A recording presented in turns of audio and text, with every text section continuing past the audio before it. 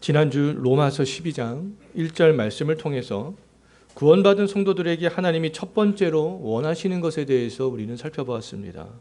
우리의 생각과 우리의 감정이 담긴 몸을 거룩한 산 제물로 하나님의 영광을 위해서 날마다 드리기를 하나님께서는 원하고 있다는 거잖아요. 이것이 바로 우리 그리스도인들이 하나님께 드려야 될 영적 예배다라고 우리는 살펴봤습니다. 오늘 2절 말씀을 통해서 하나님이 구원의 은혜를 아는 그리스도인들에게 이 두 번째로 원하시는 것에 대해서 우리가 살펴보려고 하는데요.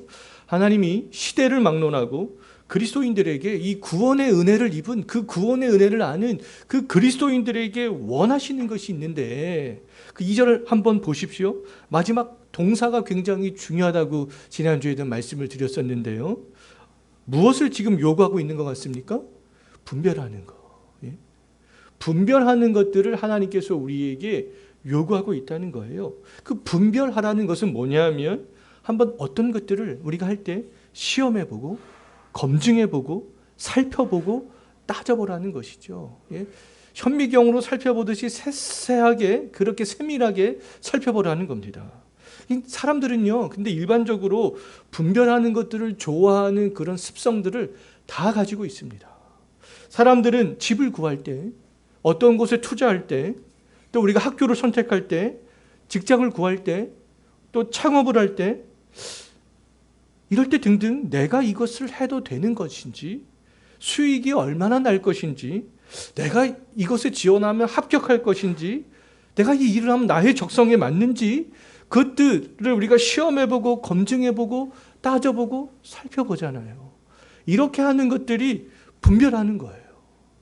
사람들이 세심하게 분별하는 이유는 나에게 이득이 되고 보다 더 가치 있는 것들을 선택하고 결정하기 위해서 분별하잖아요. 사람들은 또 선택하기 어려울 때, 내가 혼자의 힘으로 분별하기 어려울 때는 입시나 부동산이나 취업이나 창업 등등의 전문가를 찾아가서 컨설팅을 받기로 합니다. 고가의 돈을 주고서라도 컨설팅을 그렇게 받잖아요.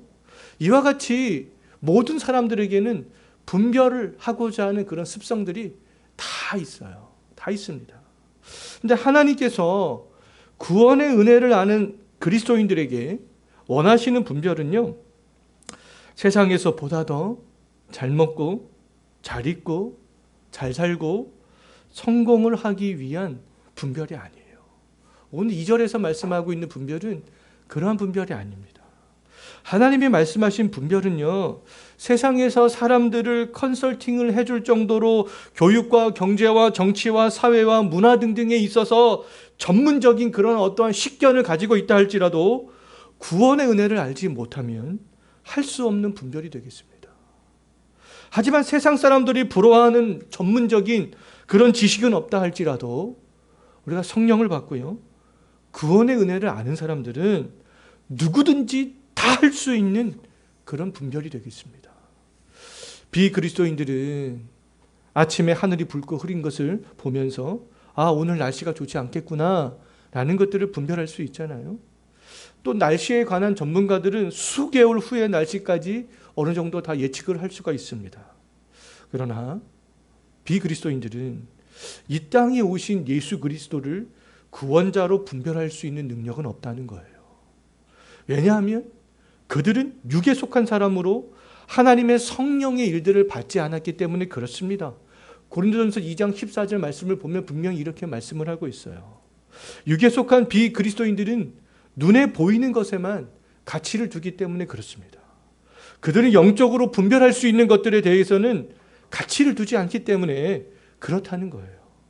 오늘 본문 2절에서 말씀하는 분별은요, 구원의 은혜를 아는 사람들만이 할 수 있는 분별일 뿐만 아니라 구원의 은혜를 아는 사람들은 반드시 해야 되는 그런 분별이 되겠습니다.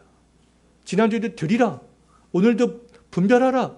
이것은 하나님께서 구원의 은혜를 아는 사람들에게 명령하시는 그런 명령이 되는 거죠. 우리 그리스도인들은 세상에서 성공하고 경제적으로 이득을 가져다 주는 것에 대해서 분별을 하려고 하지 말고, 그것들만을 분별을 하려고 하지 말고 정말 영적인 것을 분별하는데 우리가 관심을 가져야 된다는 겁니다. 우리 그리스도인들이 분별하여 찾아낼 것은 그러면 뭐라고 말씀하고 있습니까? 2절 다시 한번 보십시오. 우리가 분별해야 될 것은 뭐예요? 하나님의 선하시고 기뻐하시고 온전하신 뜻이 무엇인가? 예? 이것을 분별하는 겁니다. 하나님의 선하심과 하나님의 기쁨과 하나님의 뜻은 우리가 생각하는 것과 나의 감정과 내 몸을 움직이는 것과 다를 수 있기 때문에, 그렇기 때문에 분별해야 되는 거예요. 다를 수 있기 때문에. 하나님은 요나에게 아수르의 수도인 정말 니느웨에 가서 죄악으로 말미암아 니느웨가 무너질 것에 대해서 선포해라, 이렇게 명령했습니다. 그런데 요나는 갸우뚱갸우뚱했어요. 하나님을 알지 못하는 사람들이 살아가고 있는 그곳에 가서 하나님의 심판을 선포하라고? 하나님께서 말씀하시는 그런 말씀의 명령을 요나는 이해할 수가 없었어요. 하박국도 패역한 이스라엘을 심판하기 위해서 이스라엘 백성들보다 더 패역한 갈대아 사람들을 들어서 하나님께서 그들을 심판하시겠다라고 말씀하셨던 그 말씀들을 처음에는 이해를 할 수가 없었습니다.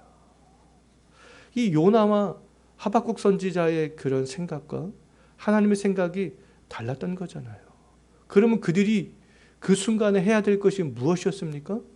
분별하는 거였어요. 분별하는 거. 근데 처음에는 그들이 분별하지 않았습니다. 자기의 생각대로 그렇게 나갔어요. 요나와 하박국 선지자가 하나님이 말씀하시는 것을 이해할 수 없었던 것은 자신의 어떠한 관점에서 하나님의 말씀을 생각했기 때문에 처음에는 이해할 수가 없었어요.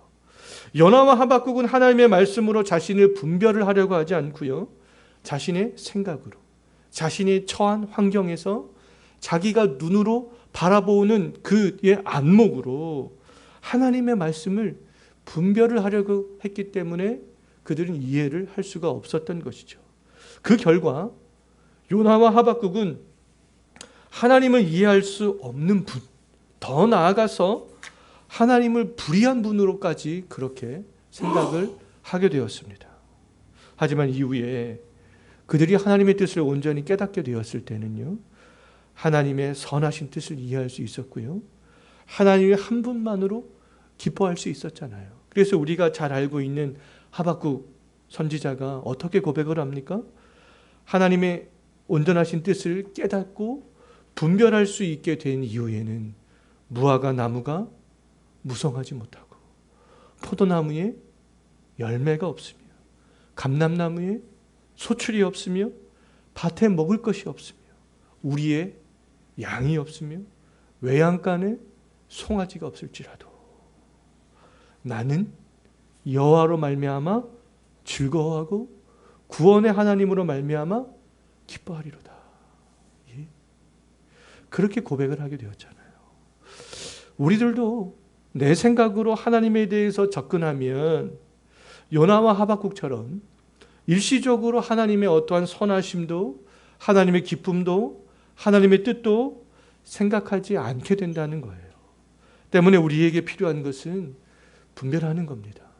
하나님의 말씀을 우리가 볼 때 내 생각과 내 뜻과 다른 것들이 있잖아요. 그럴 때 우리가 분별해야 된다는 거예요. 하나님이 선하시고 기뻐하시고 온전하신 뜻이 무엇인지 알도록 계속해서 분별해야 될 필요성이 있습니다. 분별하면서 사는 것은 정말 때로 피곤하고 어려운 일이지만 그리스도인들이 반드시 해야 되는 일들이라는 겁니다. 분별하지 않으면 우리는 어떻게 될 수밖에 없어요? 내가 보기에 선한 것, 내가 보기에 좋은 것, 나에게 기쁨이 되는 것, 내 뜻, 이것들을 먼저 생각할 수밖에 없습니다. 이러한 삶의 방식은 세상 사람들의 삶의 방식이지 그리스도인의 삶의 방식이 아니라는 거예요. 우리가 이렇게 분별하지 않으면 하나님과는 점점 멀어질 수밖에 없습니다. 우리 그리스도인들의 삶의 방식은 거룩, 즉 구별된 그런 삶의 방식이잖아요. 거룩한 산 제물로 너희 몸을 드리라. 하나님께서 아브라함을 선택하신 것도, 이스라엘 백성을 출애굽시킨 것도 우리를 구원해 주신 것도 다 동일하다는 겁니다. 하나님의 거룩한 백성으로 구별하기 위해서. 하나님께서 우리가 드리는 그 몸을 기뻐 받으시기 위해서 우리를 부르셨다는 거예요. 하나님께서 오늘날 우리들을 구원의 백성으로 부르셨습니다. 우리들은 내가 보기에 선한 것과 하나님의 선을 분별하고, 내가 기뻐하는 것과 하나님이 기뻐하는 것을 분별하고, 내 뜻과 하나님의 온전하신 뜻을 우리들은 분별할 수 있어야 되겠어요. 우리가 하나님의 선하시고 기뻐하시고 온전하신 뜻을 분별하면 그 우리가 어떤 일들이 우리에게 점점 더 많이 생겨나겠습니까? 한번 2절을 다시 한번 보십시오. 우리가 분별하면 분별할수록 우리들은 이 세대를 본받지 않게 되는 것이죠. 본받지 않게 됩니다. 이 세대란 그러면 무엇이겠습니까? 이 세대란 하나님의 말씀으로 통치받기를 거부하는 이 세상이 되는 것이죠. 하나님과 상관없이 살아가는 이 세상입니다. 성경적인 사고방식으로 살아가지 않는 사람들의 삶의 방식이 되는 것이죠. 갈라디아서 1장 4절 말씀을 보게 되면 하나님께서는 그러한 이 세대를 향하여서 악한 세대다 이렇게 말씀하고 있습니다. 우리가 그럼 분별하면 분별할수록 이 악한 세대와는 다른 그러한 사람들을 살아갈 수 있게 된다는 거예요. 아, 우리가 이 세상 사람들과 그렇게 동일하게 살아가는 것이 악한 삶이구나. 그것들을 우리가 점점 더 알아갈 수 있게 되는 것이죠.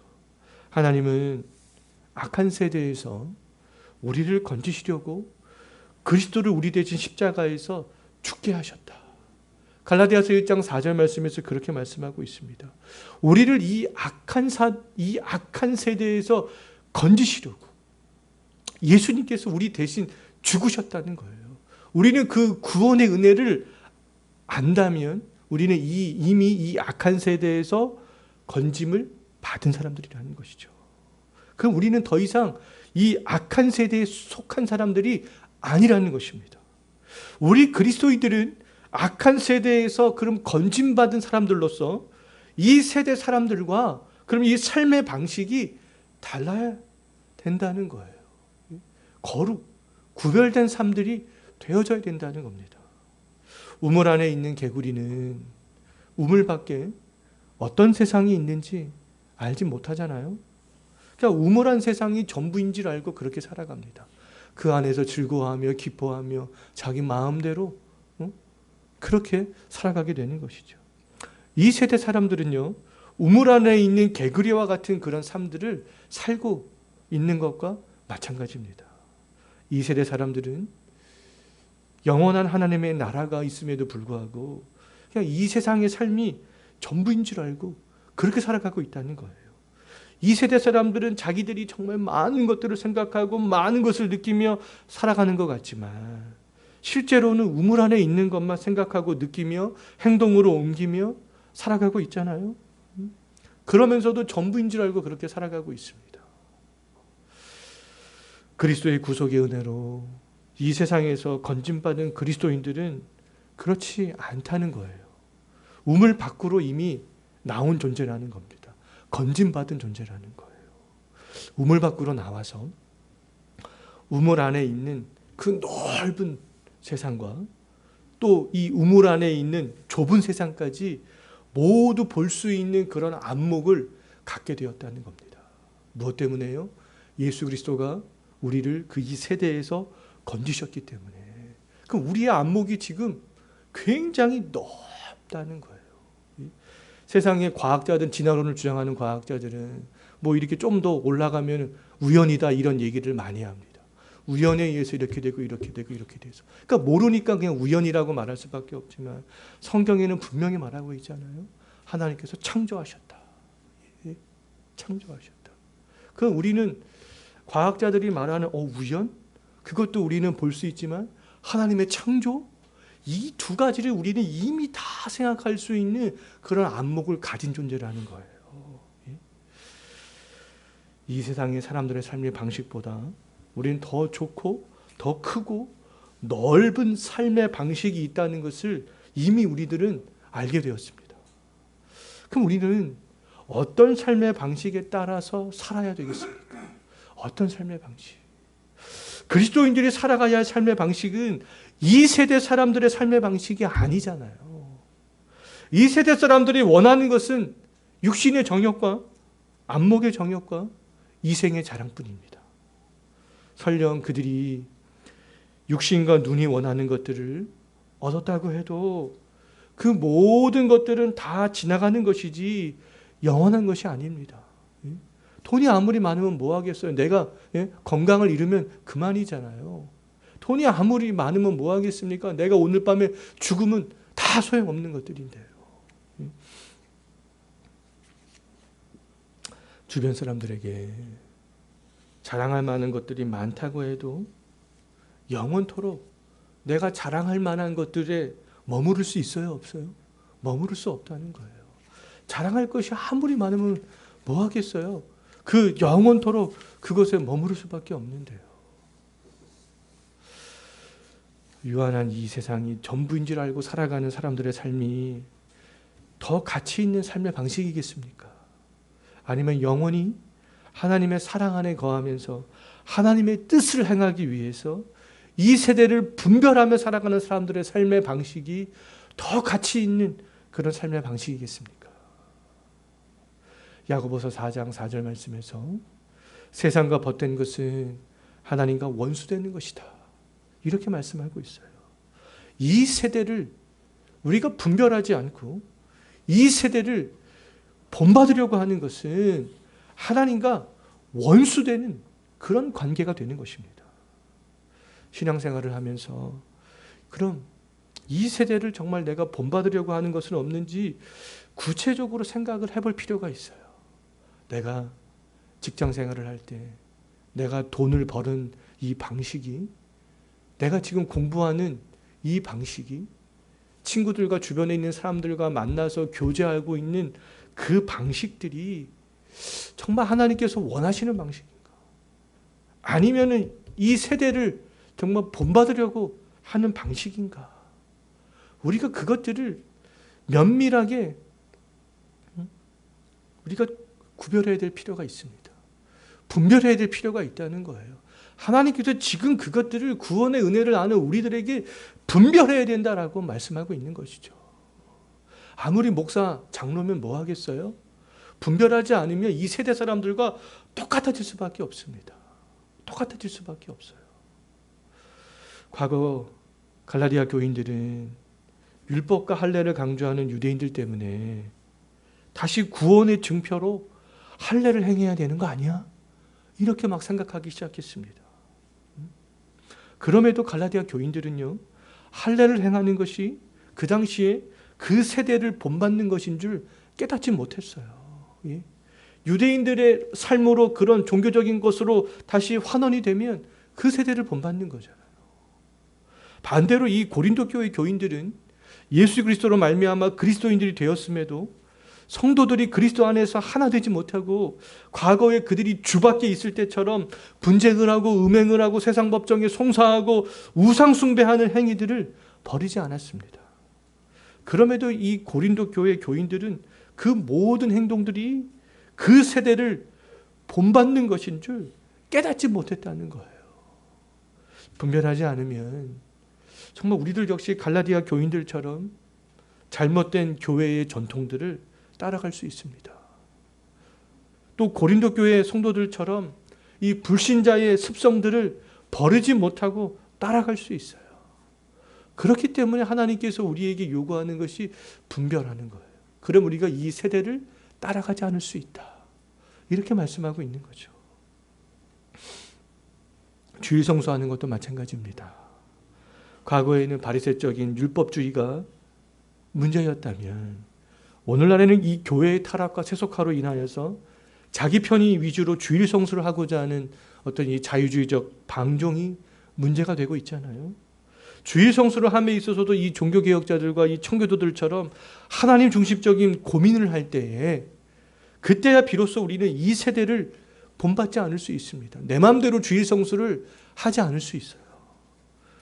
그리스도인으로서 우리가 정말 부부관계를 형성하고 자녀를 양육하는 것도 마찬가지입니다. 성경적인 관점이 필요하다는 거예요. 직장생활하고 사업을 할 때도 마찬가지예요. 정말 성경적인 원리를 구현해 나가야 돼요. 우리가 성경적인 사고를 할 때 이 세대를 본받지 않을 수 있습니다. 사회나 경제나 정치나 교육이나 문화적인 관점이나 어떤 인본주의적인 관점이나 더 나아가서 어떤 사회주의적인 관점이나 또 로마 가톨릭처럼 교회의 잘못된 전통의 관점보다도 우선시해야 될 관점이 성경의 관점이라는 거예요. 우리는 이 성경의 관점으로 경제를 바라보고 정치를 바라보고 교육을 바라보고 우리 부부관계를 바라보고 자녀의 양육을 바라보고 그렇게 해야 됩니다. 어떤 경제적인 관점으로 성경을 바라보고 어떤 정치적인 관점으로 성경을 그렇게 바라봐서는 안 된다는 거예요. 그리스도인들이 이 세대를 분별하지 못하는 것은 성경적인 관점보다 그 다른 그 어떤 관점이 더 우선하기 때문에 그렇습니다. 그리스도께서는 하나님을 부인하고 대적하는 이 세상에서 우리를 건져주셨다는 거예요. 그럼에도 다시 이 시대의 방식으로 우리가 살아가고자 하는 것은 하나님과 원수되는 것밖에는 되지 않는다는 겁니다.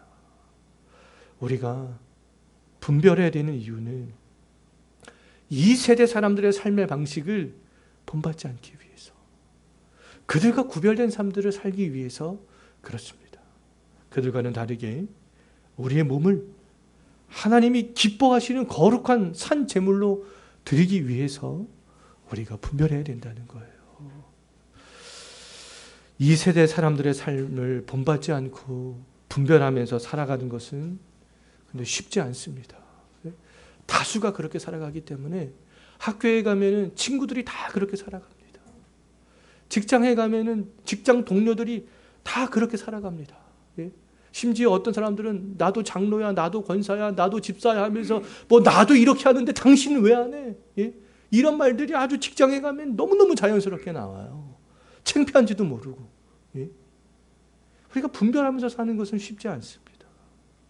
또 어떤 사람들은 뭐 그렇게까지 해? 뭐 그렇게까지 뭐 신앙생활 피곤하게 살아갈 필요 있어? 이렇게 말하는 사람들도 있어요.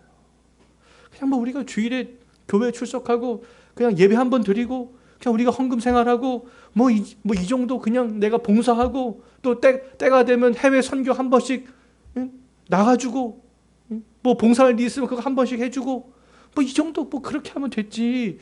뭐 우리가 시시콜콜 일상의 삶들을 살아가면서 뭐 우리가 뭐 세밀하게 현미경처럼 분별하면서 그렇게 살아가야 되나.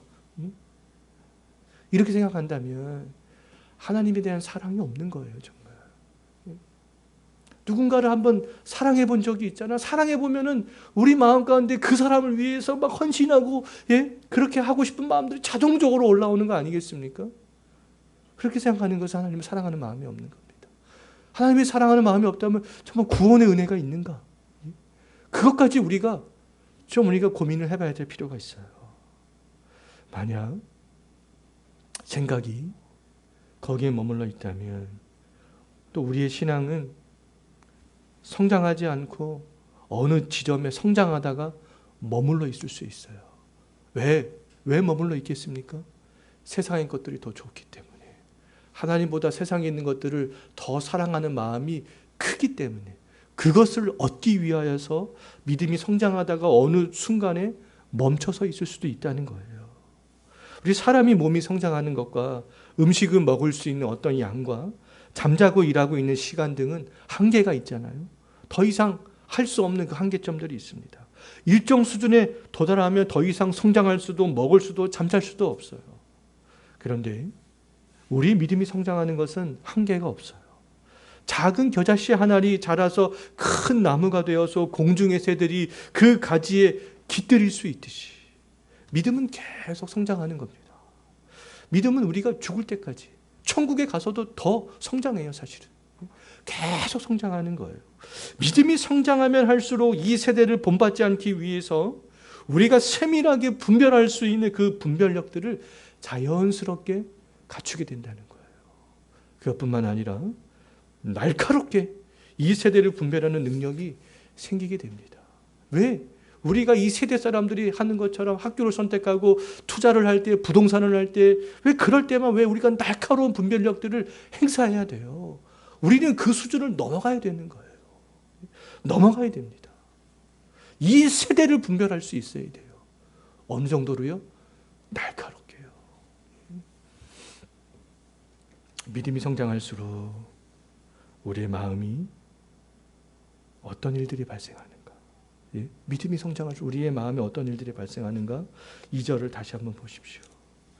우리가 믿음이 성장하면 성장해 나갈수록 날마다 우리의 마음에서 어떤 일들이 일어납니까?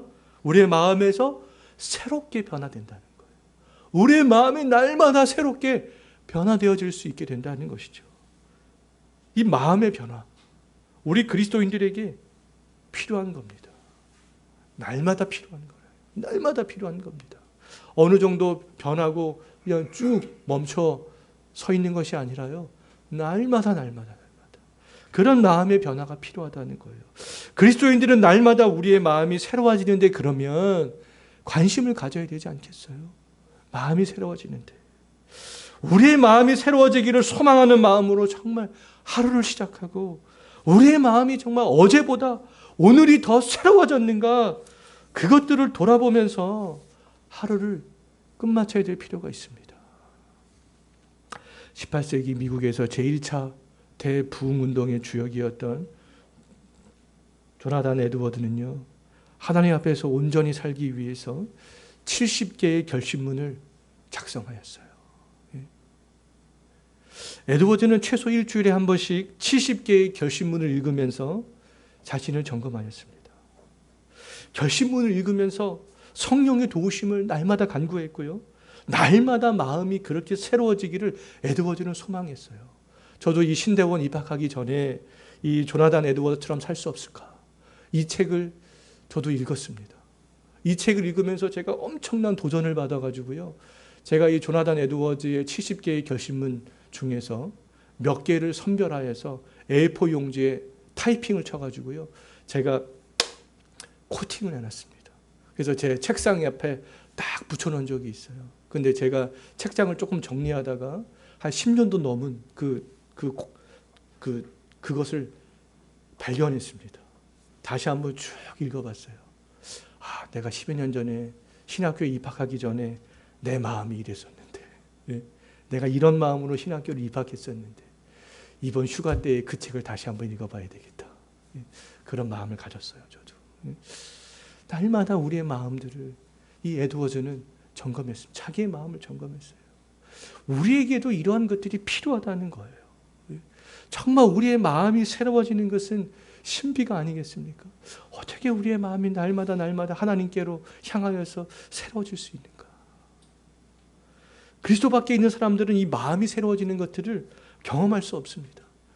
이게 좀 마음이 새로워지는 것들을 좀 이렇게 설명해주고 보여주면 좋겠는데 우리가 그 사람들에게 어떻게 설명해주고 보여줄 길이 없어요. 그것은 우리가 체험하는 수밖에 없습니다. 체험하는 수밖에 없어요. 맛을 보는 수밖에 없어요. 그들은 그것을 경험할 수 없습니다. 여전히 타락한 본성을 가지고 살아가고 있기 때문에 그들은 경험할 수 없어요. 하지만 우리 그리스도 안에 있는 우리들은 그렇지 않잖아요. 고린도후서 5장 17절에서 뭐라고 말씀하고 있습니까? 우리들은 그리스도 안에서 새로운 피조물이 되었다. 새로운 피조물이 되었습니다. 새 것이 되었어요. 새 것이 된 사람으로서 날마다 그 새로움들을 경험해 나갈 수 있습니다. 신앙생활의 목적이 기복주의가 되고요. 신비한 것을 경험하는 것이 목적이 되는 이유는 우리가 이 마음을 새롭게 함으로 변화를 받는데 관심을 두지 않기 때문에 그렇습니다. 어떻게 하면 매일같이 내가 하나님께서 복을 받을 수 있을까? 내가 어떻게 하면 복을 받을 수 있을까? 내가 어떻게 하면 오늘도 신비한 그런 경험을 할 수 있을까? 온통 관심이 거기에 집중되어 있기 때문에 그렇습니다. 근데 로마서 1장 2절에서 뭐라고 말하고 있어요? 구원의 은혜를 입은 사람들. 로마서 1장부터 11장까지 그 구원의 은혜에 대해서 길게 얘기하고 있잖아요. 그 구원의 은혜를 입은 사람들이 관심을 두어야 될 것. 너희 몸을 드리라. 분별하라. 예? 이렇게 말씀하고 있잖아요. 우리가 관심을 둬야 될 것은 우리의 마음이 새로워지는데 관심을 둬야 한다는 거예요. 우리가 신앙생활하는 목적은 세상 사람들이 정말 좋아하는 그런 복을 받는 것, 아니면 다른 사람들이 경험하지 못하는 신비한 경험을 하는 것, 그것들이 우리가 신앙생활하는 목적이 아니라는 겁니다. 하나님을 믿지 않는 이 세대 사람들을 본받지 않는 거예요. 그들과 다른 삶을 살아가는 것입니다. 거룩한 삶을 살아가는 거예요. 하나님을 기뻐하는 겁니다. 불신자들과 다른 삶을 사는 것. 우리의 몸을 하나님께서 기뻐하시는 거룩한 산 제물로 드리는 것. 그런 거라는 것이죠. 세상 사람들과 다른 삶을 살아가기 위해서 마음이 그리스도 안에서 그럼 날마다 새롭게 변화되어져야 돼요. 그리스도의 형상을 닮아가는 것에 관심이 있을 때 우리의 마음이 새롭게 변화될 수 있습니다. 그리스도의 형상을 닮아가는 것. 그것이 하나님께서 우리를 부르신 목적이라는 거잖아요. 단순히 천당 가는 것이 목적이 아니라는 거잖아요. 이 땅에서도 그리스도의 형상을 닮아가는 것. 그것이 하나님께서 우리를 부르신 목적이라는 겁니다. 우리의 영원한 표대 되시는 그리스도를 향해서 나아갈 때 우리의 마음이 새로워질 수 있습니다. 우리가 바라볼 것, 예수 그리스도라는 거예요. 그것이 우리의 표대라는 겁니다. 소돔성이 멸망할 때 롯과 그의 가족이 바라봐야 될 것은요, 불에 타는 그런 소돔성이 아니었잖아요. 그것이 표대가 아니었습니다. 하나님이 정말 피할 곳을 예비해 두신 소활성, 자그마한 소활성, 큰 소돔성이 아니라 자그마한 그러한 소활성이었던 것이죠. 그것이 표대가 돼서 그것을 바라보고 달려가야 했던 거예요. 그런데 롯의 아내는 소활성을 바라보지 않았습니다. 멸망당할 사람들이 살아가고 있는 그 소돔성, 그 세대, 그 세상을 바라보다가 소금 기둥이 되었잖아요. 그리스도 안에서 새로운 피조물 된 사람으로서 우리가 바라봐야 될 것은 그럼 무엇이겠는가? 크고 사람들이 다 원하는, 근데 결국에는 불에 탈 수밖에 없는 소돔성이겠는가? 아니면 하나님께서 우리를 표대 삼아주신 그 예수 그리스도겠는가? 우리가 정말 무엇을 바라보며 살아야 되겠습니까? 우리가 바라봐야 될 것은 이 멸망당할 이 세대가 아니라는 거예요. 우리가 믿음으로 바라봐야 될 것은 그리스도의 형상과 영원한 하나님의 나라라는 것입니다. 이것들을 더 명확하게 바라보기 위해서 그리스도 안에서 우리의 마음이 날마다 새로워져야 되는 것이죠. 그리스도 안에서 마음이 새로워질수록 이 세대를 본받으려고 하는 마음은 점점 더 줄어들 수 있고요. 하나님의 나라를 향한 거룩한 열정들이 점점 더 커지게 될 수 있습니다. 에드워즈는 이 세대와 멀어지기 위해서 결심문을 작성한 거잖아요. 그리고 그것을 읽고 자기의 삶을 점검하였습니다. 에드워즈는 자신을 점검하면 할수록 하나님께 가까이 나아가고자 하는 마음이 더욱더 커져갔어요. 사도 바울도 그리스도 안에서 마음이 새로워지기 전에는요, 바리새인 중에 바리새인이요, 가말리엘의 문화생이요, 베냐민 지파라는 것들을 자랑했습니다. 이 세상에 있는 것, 사람들이 부러워하는 것, 그것들만을 자랑했었잖아요. 자신을 율법을 지키는 의인이라고 그렇게 생각했습니다. 바리새인 중에 바리새인이라는 것은 바로 그런 것들을 지금 자랑했다는 거예요. 그런데 그리스도 안에서 마음이 새로워짐을 경험한 이후에는 세상에서 자랑했던 그 모든 것들을 다 배설물로 여겼잖아요. 또 자신이 내가 죄인 중에 괴수구나, 이러한 고백을 할 수밖에 없었습니다. 세대를 본받지 말고 분별하는 것은 오늘날 우리 그리스도인들이 반드시 해야 될 하나님의 명령입니다.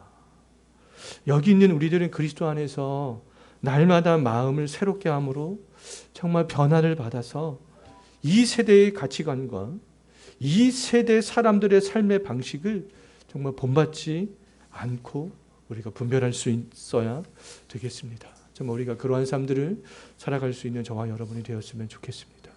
기도하겠습니다.